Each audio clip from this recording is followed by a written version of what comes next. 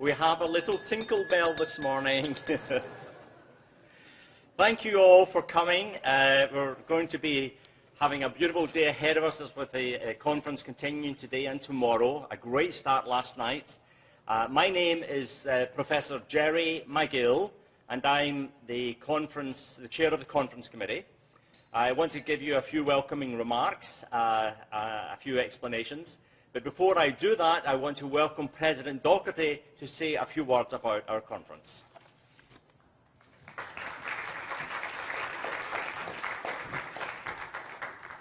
Thank you, Professor McGill, and thank you all for joining us. A lot of you know us as Duquesne University. That's a nickname. Our full name is Duquesne University of the Holy Spirit, and we are sponsored by a religious community called Spiritans. And some of them are here with us this morning, some local, some from Ireland, one from Rome. And so we're glad to have an opportunity to stress that publicly, because when the Spiritans summarize briefly what they stand for, they say justice, peace, and the integrity of creation. Now, even though we could fight all day about what justice means, and we could fight all day about what peace means, we have a kind of intuitive understanding that we kind of understand those words. Less clear to everybody is the integrity of creation. So we have decided that our contribution as a Spiritan University will be to shed light on what that means by a scholarly conference every year that brings in the best thinkers around that topic for a dialogue, a conversation, words that the Pope in his recent visit emphasized again and again. Let's have a conversation about these issues. And to make sure that it is an indefinite conference, we put money aside so that every year there will be funding, so that you can count on this. We are calling it the inaugural, but you can count on this being done next year, the year after that, the year after that, and again, a conversation that we hope will be long and will come to be increasingly important. So thank you for helping us kick this off, and I hope you will help spread the word about the good things that are happening here at Duquesne University of the Holy Spirit.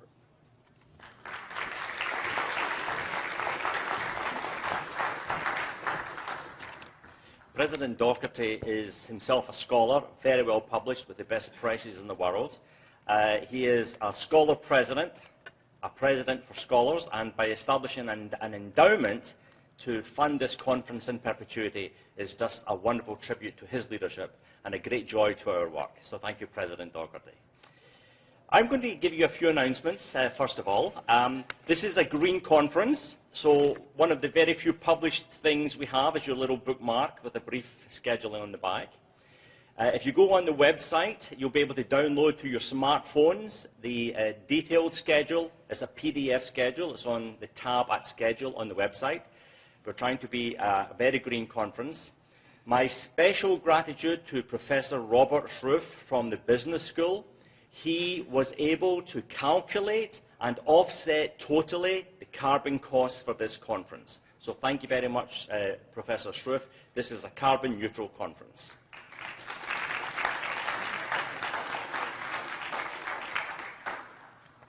We have a bundle of high school students arriving, so the leaders of the future are joining us.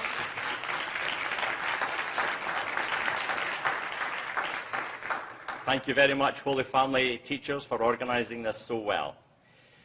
Now, some of you may have come and parked in the Forbes garage. There is a reduced parking rate of only $5. So when you leave for that parking rate, do not use the parking machine. Just drive out, take your ticket, give it to the attendant, and say you were at the climate change conference. It really is a pleasure and a joy to have you here. This is a university. We work in university time and schedule, so people move in and out all day long. So understand with a little bit of patience that people just have to go for various reasons. It's my joy now to introduce our second plenary speaker in the conference. And to have that introduction, let me introduce Dean Phil Reeder from the Bayer School of Natural and Environmental Sciences.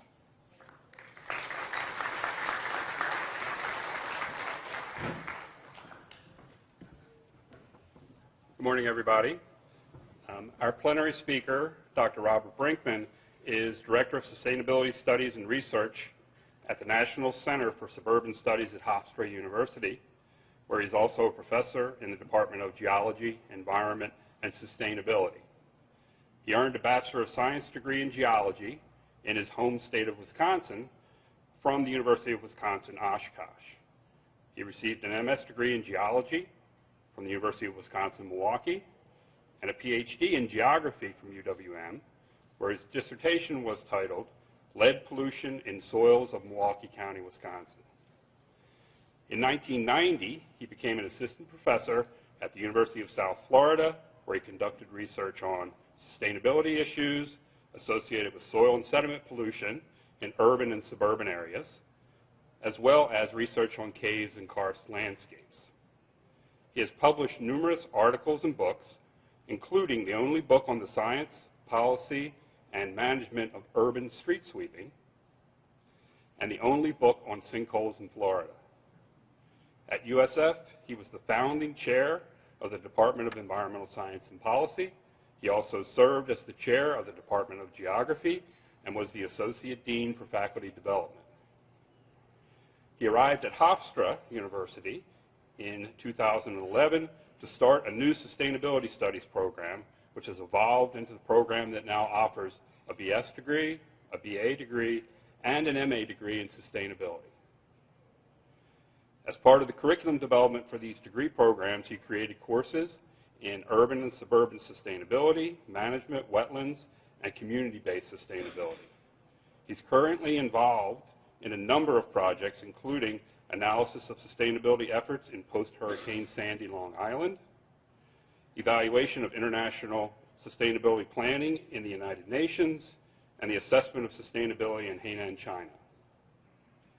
He's also active with economic development issues on Long Island and is part of the writing team of the Long Island Regional Economic Development Council, which has written the last 3 economic development plans for that region. Lastly, his blog, titled On the Brink, focuses on environmental and sustainability issues, and it gets thousands of hits daily. His forthcoming book, Sustainability, Environment, Equity, and Economics, which is being published by John Wiley & Sons, will be out later this year. Please join me in welcoming Dr. Bob Brinkman.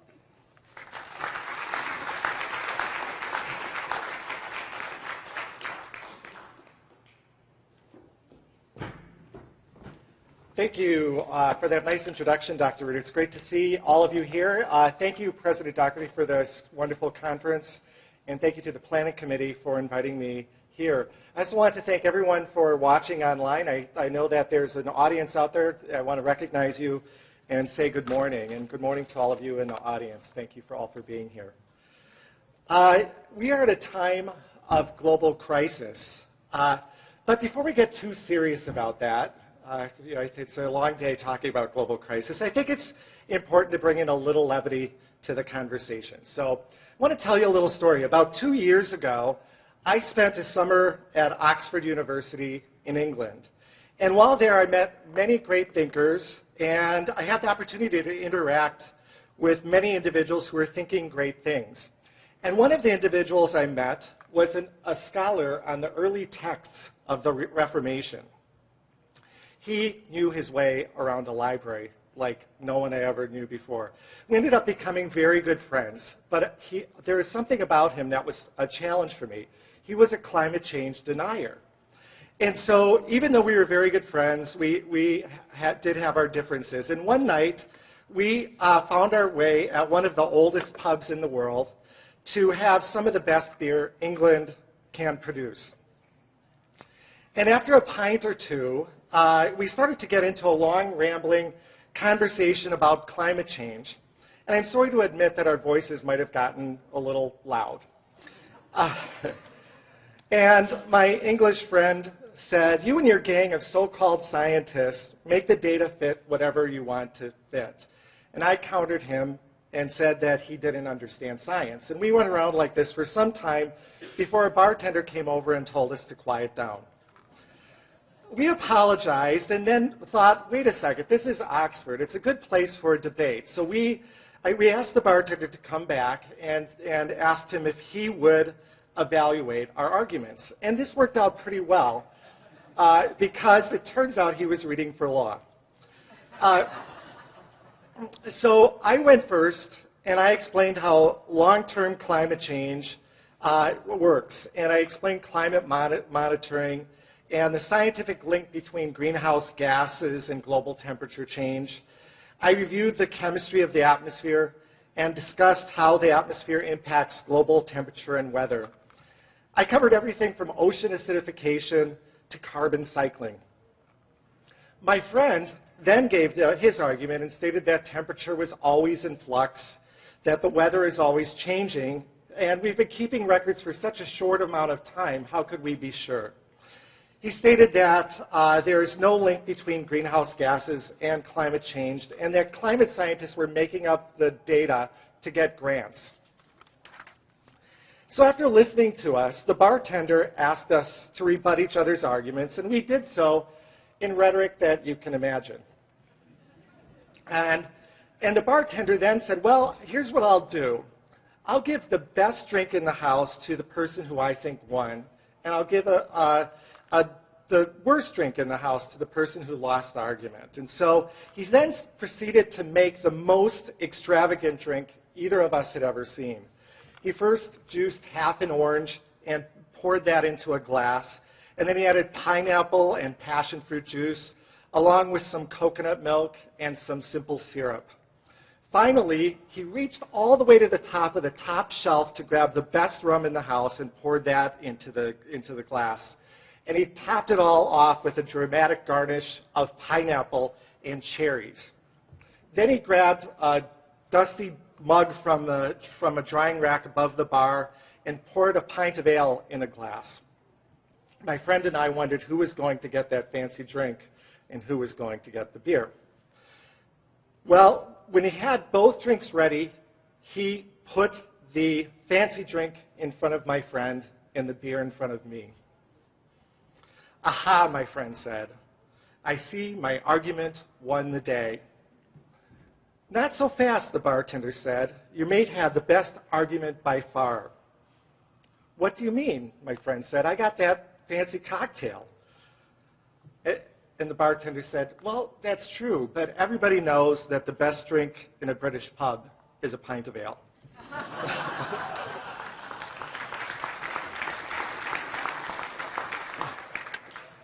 Well, and then my friend said, well, what did you give me? And the bartender said, I gave you a hurricane without ice.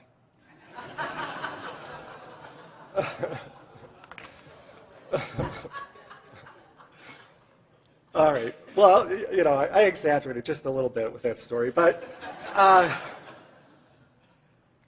it highlights one of the main challenges in my talk. How do we get along as we try to build a more sustainable world? In my talk today, I want to focus on three main areas. First, I want to talk about the development of the new Sustainable Development Goals. They're being voted on this week at the United Nations, and the topic is particularly important, and everyone in this room should know about them. Second, I want to talk about work I did with the United Nations on assessing global sustainability management in developing countries. From there, I want to talk about the role of the developed world in the context of true global sustainability. I'll discuss the role, I'll question whether or not the developed world is an aspirational peer for the rest of the world, for developing countries. And I'll conclude by giving some hope that we can all get along and save the world in this time of crisis.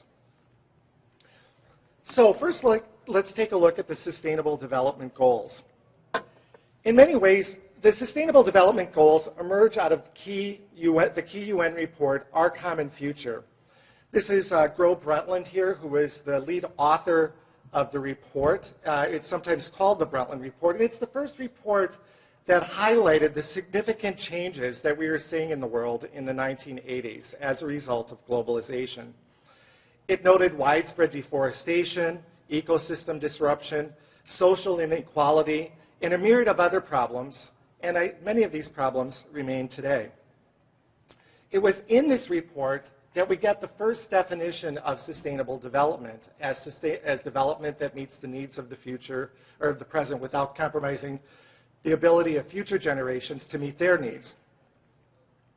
But the document also implies that we have moved beyond an environmental focus on development and it brought in this idea of economics and equity. Well, while the report was very good at detailing the problems, it wasn't very good at detailing solutions. And that was a key flaw in the document. But in 1992, the United Nations hosted the Earth Summit. Some of you might have been there or been aware, certainly were aware of it at the time. Sometimes it's called the Rio Summit. And it was an event to try to develop key ways to address problems brought out in Our Common Future, the Brundtland Report. And it resulted in a lot of amazing outcomes, including Agenda 21, the Rio Declaration on Environment and Development, the Statement of Forest Principles, the United Nations Framework on Climate Change, even in 1992, and the United Nations Conference on Biodiversity. Each of these agreements addressed important issues of global sustainability in different ways. For example, Agenda 21 tried to focus on taking the global agenda down to the local agenda, and eventually that local agenda split off into something some of you might be familiar with called ICLEI for local governments. Today, Agenda 21 is still in play and was reaffirmed at the Rio Plus 20 meetings, which I'll talk about in a moment. However, taken as a whole, the agreements from the Earth Summit did not comprehensively address the problems that were raised in Our Common Future. But then, in 2000, the UN adopted the Millennium Development Goals at the Millennium Summit. Now, I have to tell you, these goals evolved in a different way than from those that were developed at the Earth Summit. They evolved from offices at the United Nations that were largely involved with health, poverty, and education.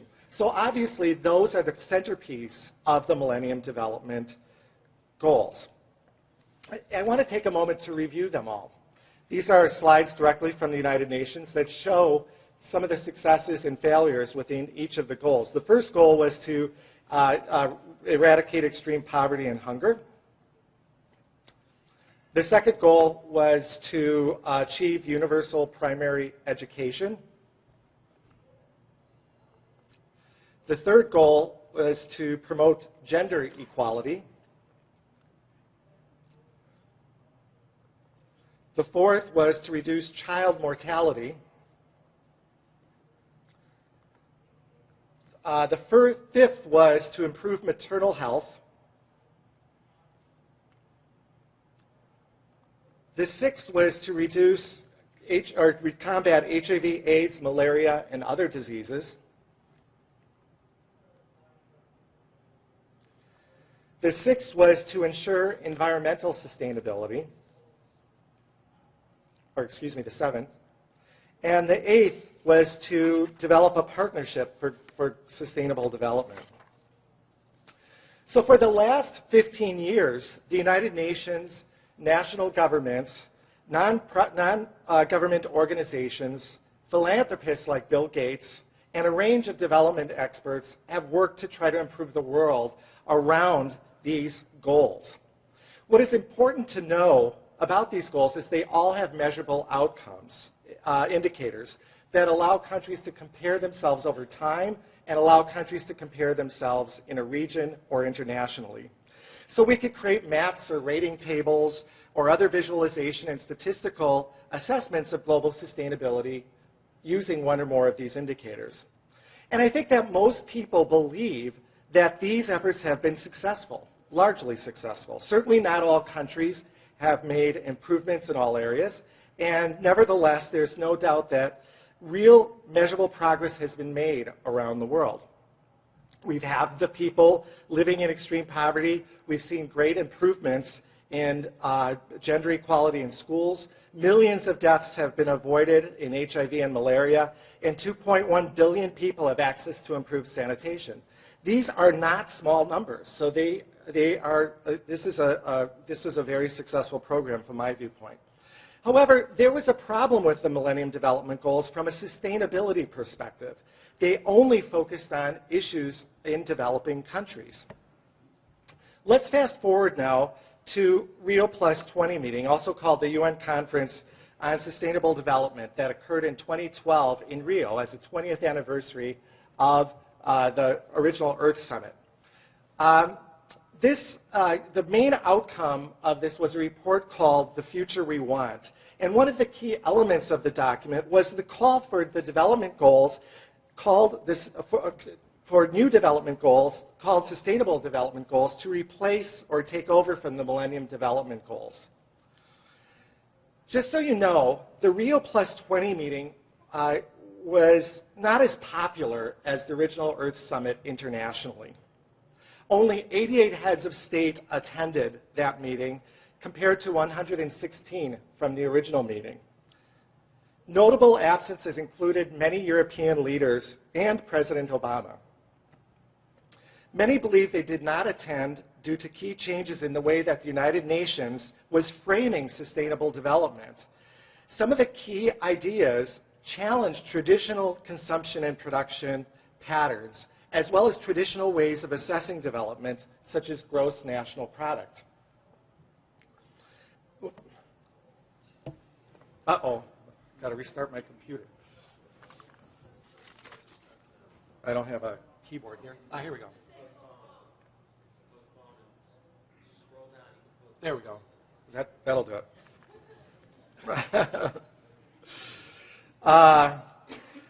So this issue of assessing whether or not what the developed world was doing on sustainability was important, and it brings out issues I addressed in an essay I wrote for the Journal of Sustainability Education with Richard Verco called A Tale of Two Sustainabilities.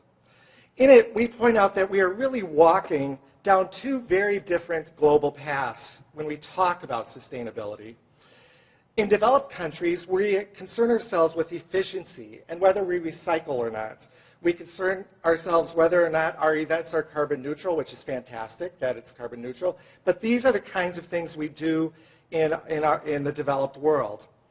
Do we have green buildings? Are our homes solar? What is our Prius a plug-in?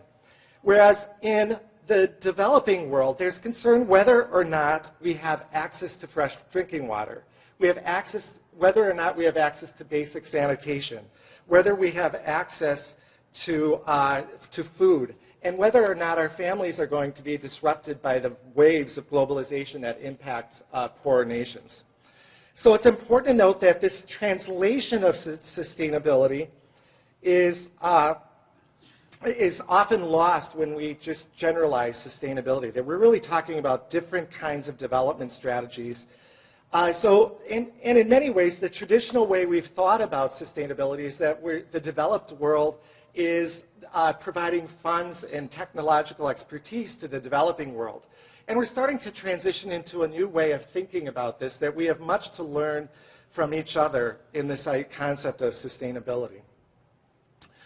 So since 2012, the United Nations has been focused on developing indicators within this context of the Sustainable Development Goals that brings some of these ideas together. As you'll see, they include all of the MDGs, but expand to issues that allow us to be reflexive in the developed world, and also bring in other ideas of environmental protection. I'm going to take a moment to just go through all 17. Like I said, it's an important moment this week because they are being approved. So let's go through all 17. The first one is to end poverty in all its forms everywhere. The second goal is to end hunger, achieve food security, and improve nutrition and promote sustainable agriculture. The third is to improve healthy lives and promote well-being for all at all ages. The fourth is to ensure inclusive and equitable quality education and to promote lifelong learning opportunities for all. The fifth is to achieve gender equality and empowerment and empower all women and girls.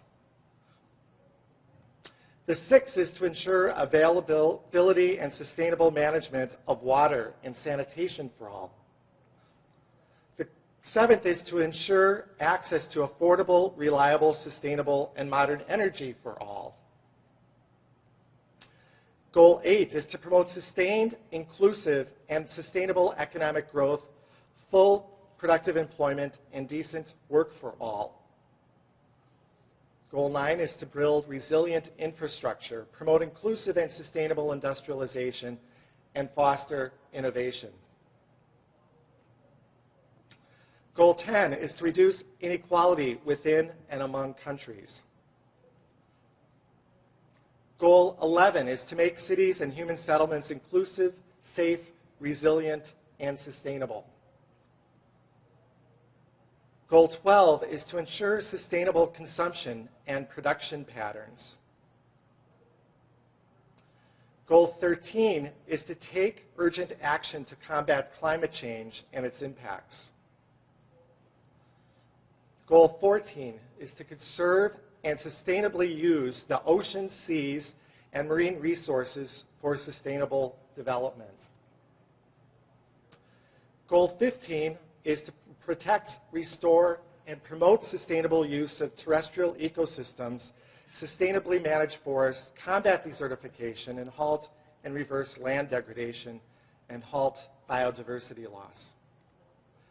Goal 16 is to promote peaceful and inclusive societies for sustainable development, provide access to justice for all, and build effective, accountable, and inclusive institutions at all levels. Finally, Goal 17 is to strengthen the means of implementation and revitalize the global partnership for sustainable development. So these are the goals that are up for approval this week. As you can anticipate, each goal has many measurable outcomes. So it's a much wider and deeper examination of global sustainability. Again, that doesn't just look at the developing world. Now, you have to remember that the development of these goals was a very intensive process. Every country of the world was invited to provide input. Hundreds of NGOs, consulting firms, and state and local government officials were invited to provide commentary. Importantly, in the context of this conference, many religious organizations provided input. In addition, hundreds of experts, including myself, were asked to provide input. And related to this, after Rio Plus 20, I was contacted by the UN to do an evaluation of the status of global sustainability. They asked me to read all the sustainability plans created by every nation of the world, truly, to come up with some big picture thoughts on the status of global sustainability in order to inform the process of developing sustainable development these goals. And I read them all, along with my colleague, Sandra Guerin, and we read as many different kinds of sustainable development reports as we could that were produced over the last 20 years. And what I want to tell you about the reports, and then I wanted to tell you about some of the outcomes that we found that informed the development of those goals. First of all, we read all the Rio Plus 20 reports that were produced by countries of the world. And it included a lot of different types of development strategies. Then we also read the reports from small island developing states. If you're not familiar with it, the small islands of the world have special problems different from countries in the rest of the world because of climate change, because of the impacts of globalization, because of water resource issues, tourism. We also read reports from the World Summit on Sustainable Development that occurred in 2002 in Johannesburg, which was a 10-year anniversary of the original Earth Summit. We also read all the Millennium Development Goals reports we could. And there's also reports from the Global Network of National Councils on Sustainable Development. And for countries where we couldn't find information, we did web searches to try to find out what was happening. In all, we reviewed about 300 different documents. And I also attended several UN workshops on sustainability and had the chance to network and talk with many of the people involved with sustainability initiatives in their countries. And my goal in reviewing so much of this information was not to drill down into the specific issues, but to try to get broader trends on what were the successes and challenges in implementing sustainability or the Millennium Development Goals. And while I could provide a summary of some of the strategies or innovative efforts of countries, and there are a lot of them, I wanted to talk about the challenges, what limits us to promote sustainability that would hamper the development of the new Sustainable Development Goals. And I divided those challenges into two broad areas: societal challenges and bureaucratic challenges. Let's start with the societal challenges. I've identified three main areas in the societal challenges that were brought out by the writers of these reports. They're the acceptance of sustainability in the countries, war, conflict, corruption or human rights abuses, and then finally education. So let's go through all of these. So first of all, the acceptance of sustainability. In the United States, we understand that there are certain people who buy into the idea of sustainability. I assume you're all here. And there are others who do not. We see this quite clearly in the national debate on climate policy. Sustainability issues are sometimes framed with the same dichotomy in other countries. I have a talk about the tale of two sustainabilities that I referred to before: the Western construction that focuses in on efficiency, and the developing world construction that focuses in on the traditional efforts of sustainable development. But within this, some question why their countries should buy into this idea of sustainability. Some of them see it as a capitalist construction. Do they really need to privatize water to gain access to improved water quality? Do they need to purchase, here we go again, do they need to purchase Western medicines or seeds to improve healthcare or agriculture? Do they have to buy into a Western education model? Well, many of the educated and elite in all nations of the world buy into some of this. Not everyone does. And so there's some degree of tension within nations over how sustainability is defined, implemented, and managed. And some countries have outright rejected the whole idea of sustainability, which is important to understand. Second, societal challenges. The second societal challenge is war, conflict, corruption, and human rights abuses. And while we live at a time of great peace, we also live at a time of tremendous conflict. And many nations have national governments that do not have control of the land within their borders. And it's interesting to note that many of these countries have sustainability plans. So they have the plans, but they're not necessarily able to implement it because they don't have sovereignty over their lands. Plus, some nations have been at a state of continuous war for generations. And they too have developed sustainability plans, but if you talk to the managers of them, there's no way they will ever be implemented because the national resources are going not to sustainability, but to security. Some nations also have well-known human rights abuses or are known for widespread corruption or have little regard for international law or convention. And some of these nations have sustainability plans, but there's not a lot of trust for them in the international community. How can you trust the environmental ethics of a country when the human ethical dimensions are so clearly in poor form? The next societal challenge is education. While we seek to promote education in sustainability, we also have to understand that we need an educated population in order to accept and manage sustainability initiatives. Deforestation comes to mind. It's difficult to encourage an ethic around forest resources when the short-term economic improvement beats out sound bureaucratic plans. So these three societal challenges were often highlighted in national or regional sustainability reports developed by those writers from those countries. More interestingly, a lot of these things were discussed informally with developers of the planning documents. And there's tremendous concern on these issues around the world as to whether or not any sustainability effort, global sustainability effort, will be successful unless these issues are addressed. Now let's turn our attention to the bureaucratic levels of sustainable development that I found problematic. And there are 5 of them related to national governments, evolution of institutions, and training, data, and costs. So let's take a look first at the structure of national governments. We know that governments vary around the world greatly. Some have relatively weak federal governments with strong state or local governments, and others have the reverse. In many ways, the United States system has some challenges. We have a strong federal government, but we also have strong state governments. We cannot develop strong environmental policy unless we have buy-in at all levels of the government. And the same is true in every country of the world. So how can we effectively develop a national plan that addresses sustainability goals unless there's buy-in from the local communities? And there's a lot of concern in many nations of the world that there's not buy-in from local communities in many places. Next is the evolution of institutions. For many countries of the world, this idea of sustainability is a new concept. The institutions are not in place. The bureaucratic institutions are not in place.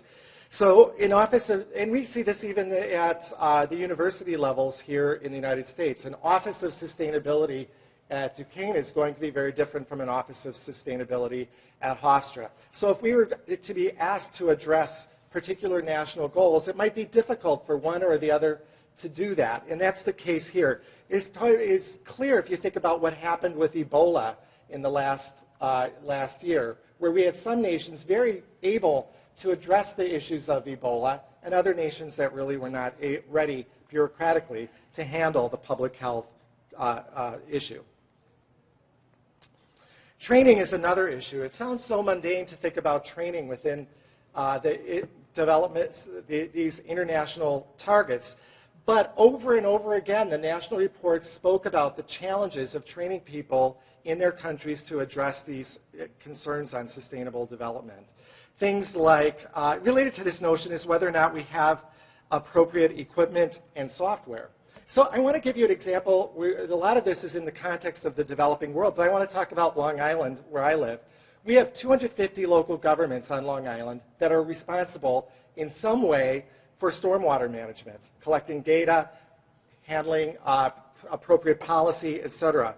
Only a handful of them keep their records electronically, and only a subset of that group puts their records online in GIS.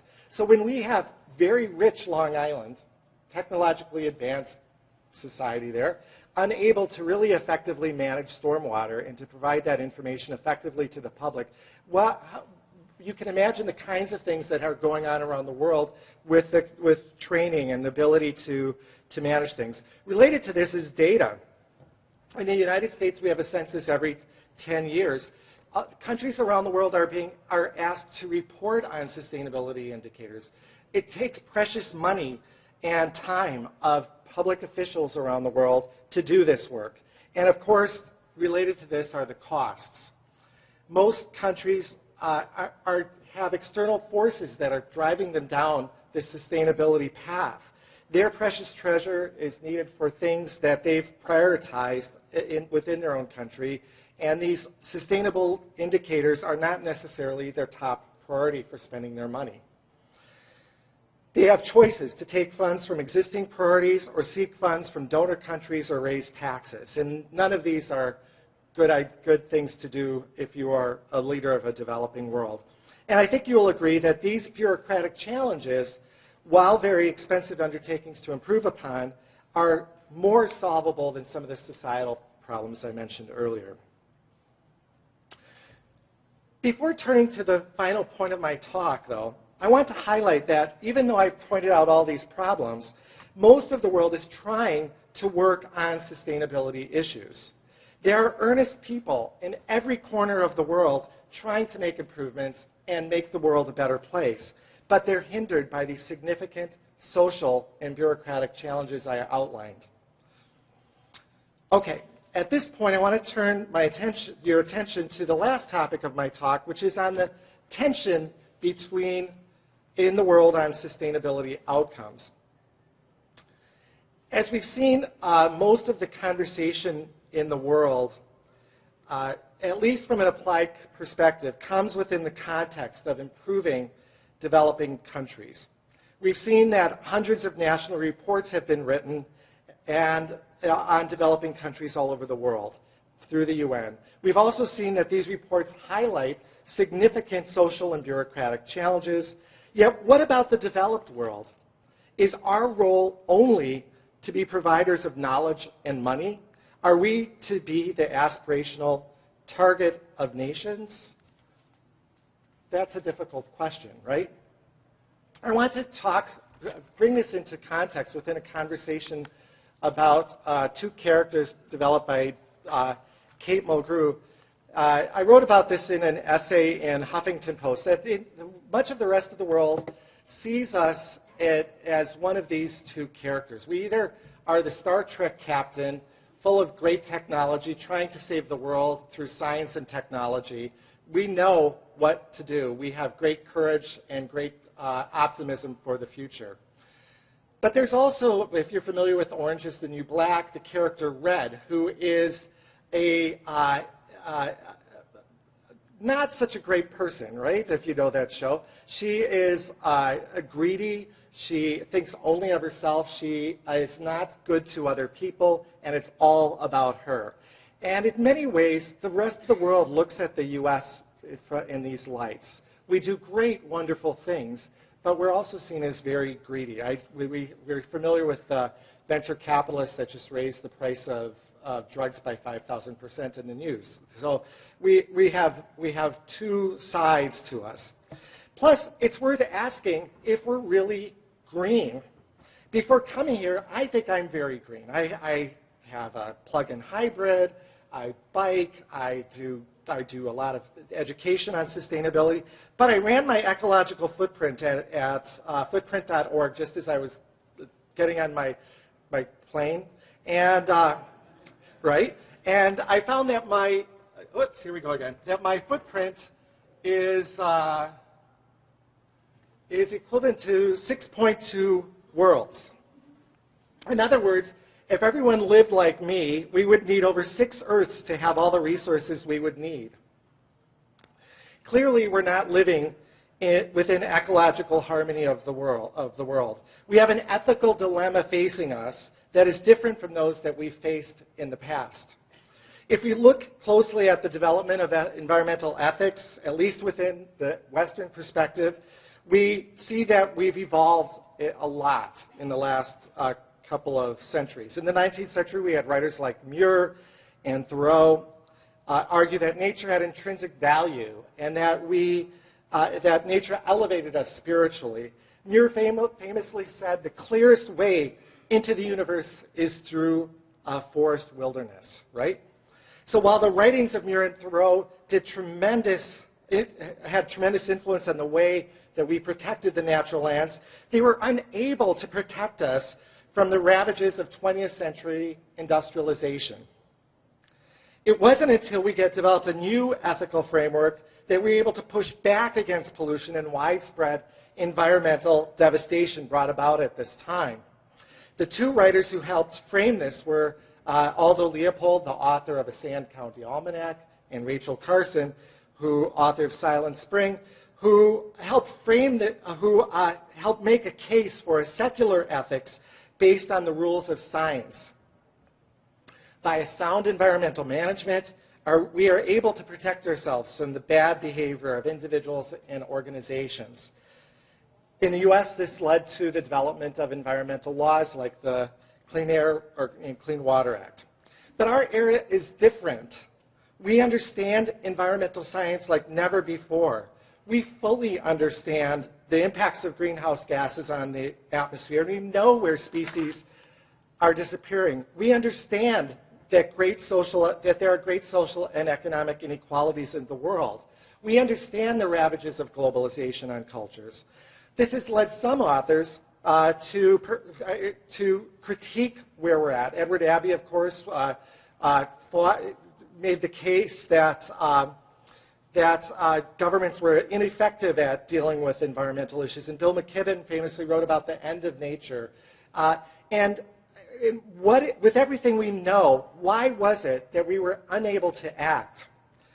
Clearly, we need a new discussion on environmental ethics. And I think we might be seeing it within the context of religious communities. In the early 1990s, about the time of the first Earth Summit, I was living in Florida, and I started to see the bumper sticker, WWJD.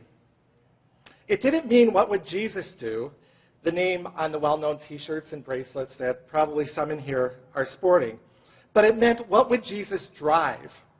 Some evangelical churches in the South started to critique the evangelical prosperity gospel that was and remains popular in many communities, and were advocating for better ethics and personal behavior in the evangelical community. At the same time, many churches started to speak widely about environmental ethics and take a strong stand on consumerism and waste. The book Women Pioneers of the Louisiana Environmental Movement, which publishes the oral histories of key players in developing sound environmental policies in Louisiana in the 1980s and 1990s, show the role of religious communities, personal ethics, and corporate responsibility in this era. A very long crescendo was building through today that critiques our wasteful society. Recently, the World Council of Churches and the Episcopal Church opted to divest from fossil fuels. The Catholic Church has framed climate change as a social justice issue, most significantly in the last visit of Pope Francis. We are hearing more and more critiques of consumerism and excess. The recent outcry over the 5,000% overnight markup by that young drug investor I referred to before shows that our country may be on a tipping point on the excesses of our culture. Young people in many different religious organizations are coming together to reframe the environmental movement by stating that it is our responsibility to protect the integrity of creation. We are starting to have a more reflexive attitude about the environment as a result of this ethical discourse. How can we look away and go about our daily lives at the rate of 6 planets of consumption when the rest of the world is in the midst of destruction? That is why there's great hope that the new Sustainable Development Goals will allow all of us in the developed world to take a fresh, ethical look at our impact on our beautiful planet and on all the societies of the world. Thank you.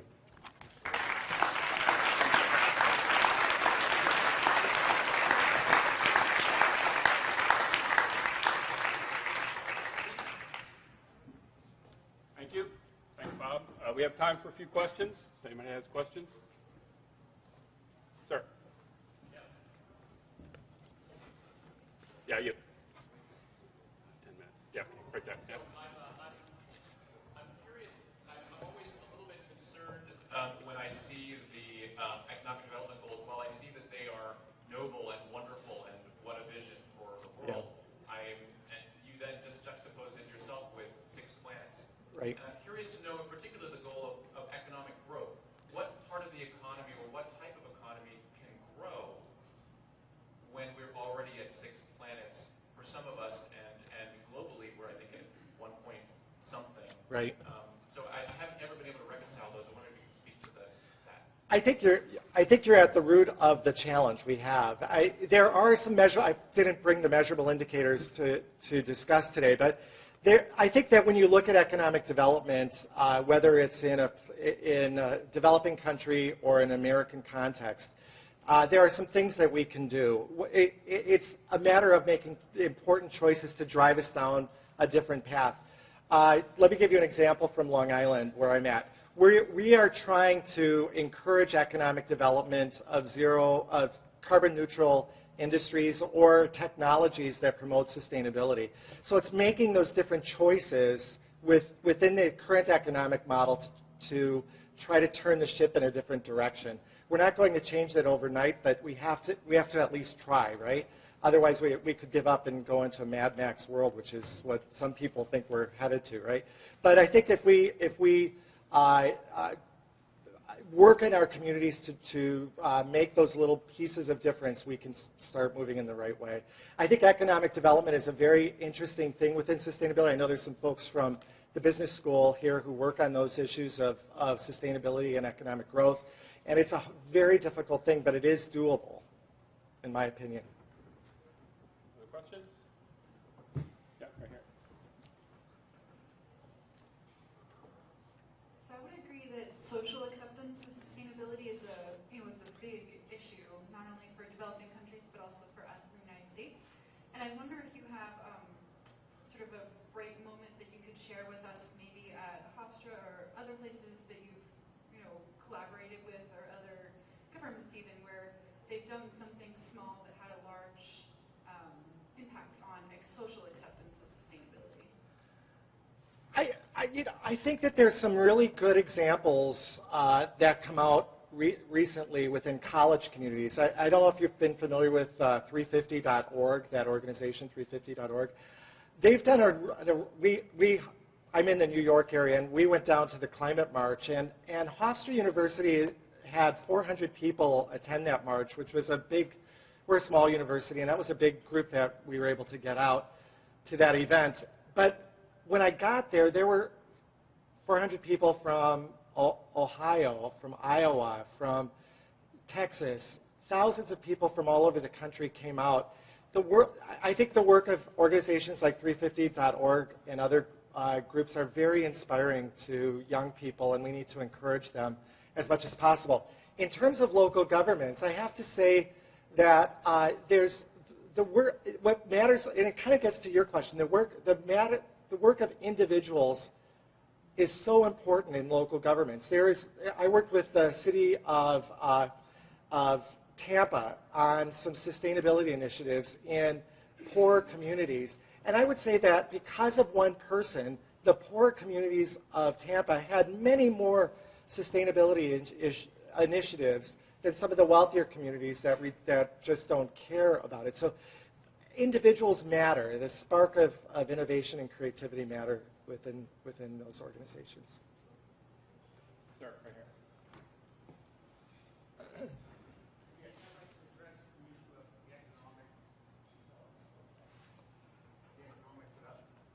The economic development in sustainability. Yeah. And I'd just like to relate an experience that I had recently where I visited a nation that I represent, British Columbia, New Halts Nation, and they have 85% unemployment. Yeah. 85%. It took them 3 days to tow an Enbridge trailer out of their community because their statement to me is, Ron, our biggest inconvenience up here is when we bend down to drink from the creeks, the streams, the rivers, we have to push the salmon up. Right. Now, why do we want $50,000 and $100,000 in our pockets and risk that inconvenience? And what I want to say to everyone here is that is a mindset that is not south of the border. That is a mindset that we need to develop. Otherwise, we are left to suffer the pangs of greed and no respect for our grandchildren. I really appreciate that comment. It's an important one. I think you're right on the money. Is right now we expect so much, right, in our culture, but we can live with so much less, and it's making those choices to do with less and to not necessarily always be achieving for more wealth or for more stuff. And that's an important. You raise a really significant issue. Salmon is their Yeah. money. Yeah. Salmon is their local sustainability. And that gets at the globalization issue. I related to that paper with Richard Verco. He was relating to the salmon community in Chile that was dependent on salmon that was impacted by globalization, where they lost it to globalized fishing markets. So, yeah. Other questions? Sir, right here. You mentioned in your talk, thank you, it's a great talk, appreciate it. in that the 1992 or the 2000 development goals, 116 heads of state attended. Yeah. Rio plus 20, 88 heads of state. And then you said that there were some consumption and economic issues that, for instance, the White House, I gather the Obama administration didn't attend. Those development goals seem pretty reasonable, rational. And what is the consumption problem? Do you have any insight as to what was the objection to what was in those goals? There were objections to the framing of sustainability as, many countries were very critical at Rio Plus 20 of the consumption patterns of the West. And it was out in the pre-documents. There were many written critiques of capitalism. There were many written critiques of particular economic models. And it made a lot of countries very uncomfortable. And that's, in my opinion, that's why they did not attend. Even though at the same time, if you recall when it happened, it was right at the start of the economic crisis. And many world leaders said that that's why they didn't attend. But they were signaling they weren't attending in advance of the economic crisis anyways. Do you have any sense at high levels that there is question about infinite growth on a finite planet? That there is really any questioning of capitalism in its current form? I do. I think that there are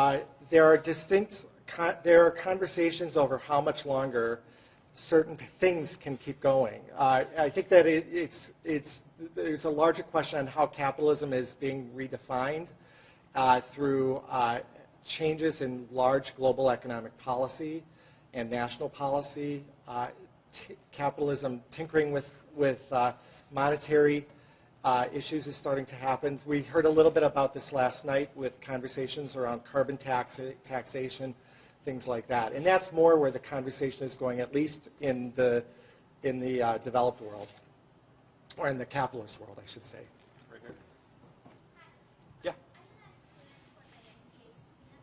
Excellent.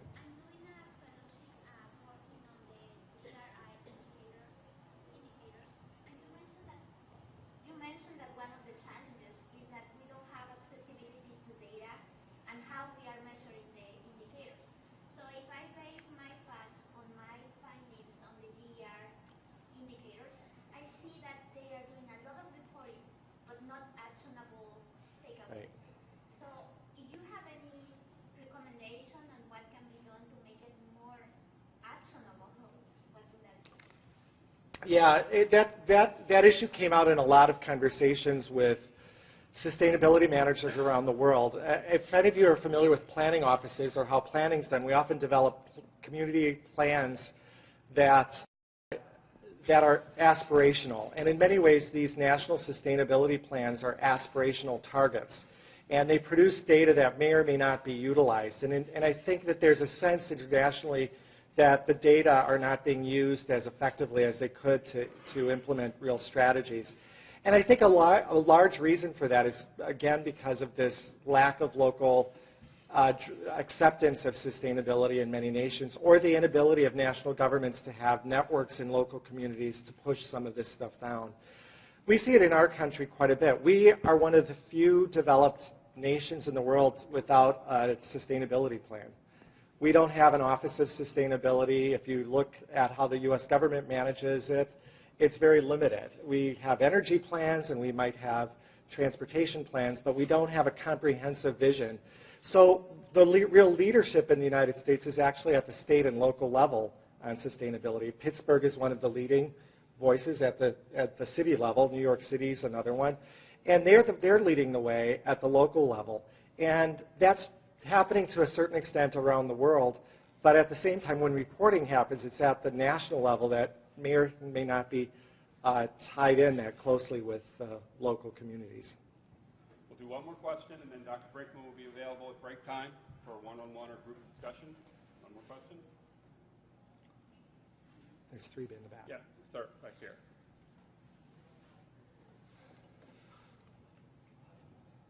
So representing the Holy Family Academy, my question would be, I've got about 100 young people, not all of them are here.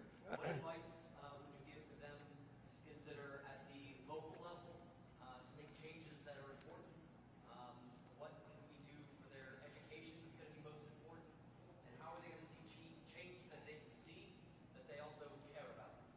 Well, what a great question. Thank you for that. And I'm so glad that you are all here. You are the people who will change the world.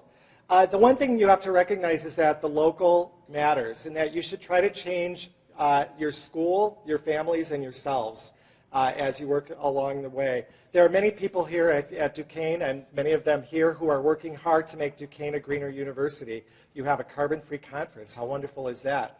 That's an amazing thing.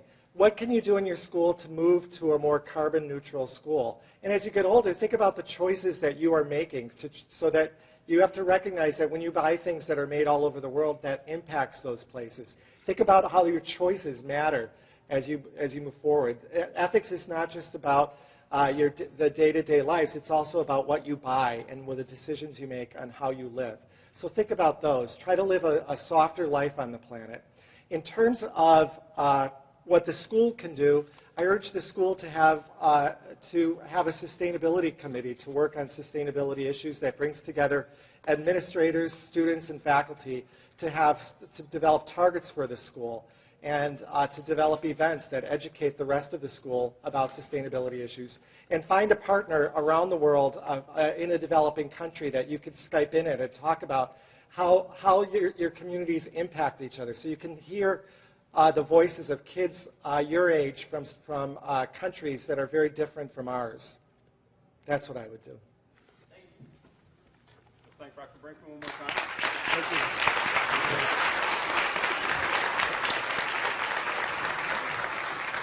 That was wonderful. A few housekeeping issues before we go.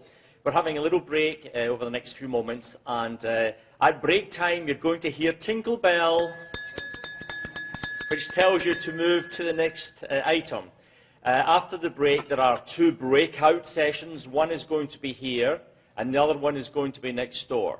And if you look at your PDF schedule, you'll see the options. In each of these breakout sessions, there's going to be a couple of papers, and that will go on for an hour. So we've had the plenary presentation this morning. We have the breakout presentation coming up. And then at the end of the morning session is a really important event.